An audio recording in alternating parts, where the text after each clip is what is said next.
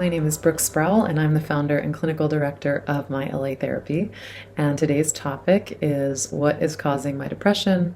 We're going to talk about why depression occurs, the impact, and research proven modalities that can help. So, depression is often caused by a variety of factors. We may have genetic predispositions that make us more vulnerable to stressors in life that activate our depression. And depression, I've struggled with myself at times, and it is absolutely debilitating and even, I realize, traumatic, because when we go to such dark depths, we begin to develop a distrust in our own bodies, a distrust in our own ability to navigate our lives. And at the same time, depression is inviting us to change. It's inviting us to let go of what is not working and step into a new life. In the book I wrote, it's called Why You Should Date Emotionally Unavailable Men and Use Your Unhealthy Relationships to Transform. I talk about in the introduction that it's not until the pain of staying the same becomes more painful than the terror of changing that transformation begins. So depression can be an opportunity. As J.K. Rowling said, rock bottom is the solid ground on which I built my life. And as Eckhart Tolle says, every challenge is a disguised opportunity for salvation. So I've come to cultivate a faith in my own limitations, problems, struggles, that they are actually ushering me into a new way of being. There's a death and rebirth in this cycle, and that all religious and spiritual traditions represent mythologically because they are part of the human journey of self-transcendence and self-actualization.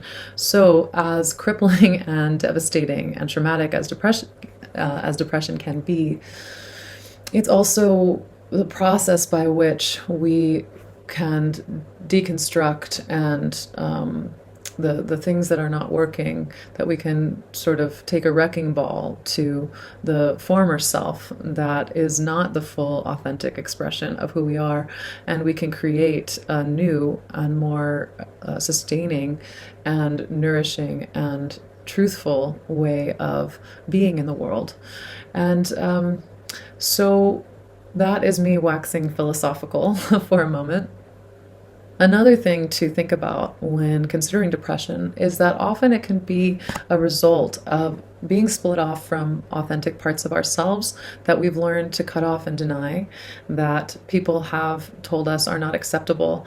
And so they become exiled. And as we lose touch with vital emotions and vital aspects of our creativity and expression and vulnerability, we begin to become numb and lose touch with our vitality and aliveness. And so one very common repressed emotion is anger.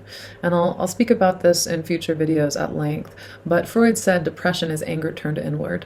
And often there's a cultural, especially for women, admonition for us to please everyone, put on a happy faith, not fully advocate for our needs, put others above ourselves. And we tend to be conflict avoidant, which not all of us. I personally can be pretty confrontational myself. But culturally, we have pressures to act in these ways, not that they're innate. So there's an invitation to reconnect with the vitality and empowerment of anger. And that can be expressed at times in boundaries and being able to express honestly what we do not want to do, what we do want to do, and really connecting internally with our own inner compasses so that we are only engaging in things that we want to do for our own edification and not for others. So, depression can be caused by a variety of things, as we discussed. Our genes that are activated by psychosocial and environmental stressors. They can be caused by gut health issues and inflammation, which we'll speak about at length in future videos.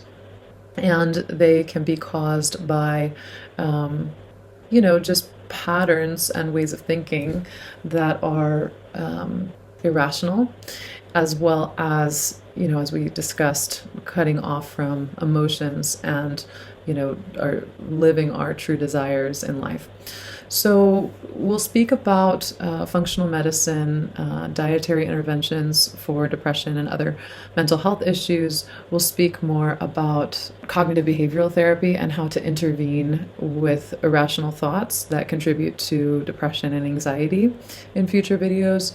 And we'll discuss how to connect more with our authentic selves. So stay tuned as we continue to explore this journey together. And thank you for listening.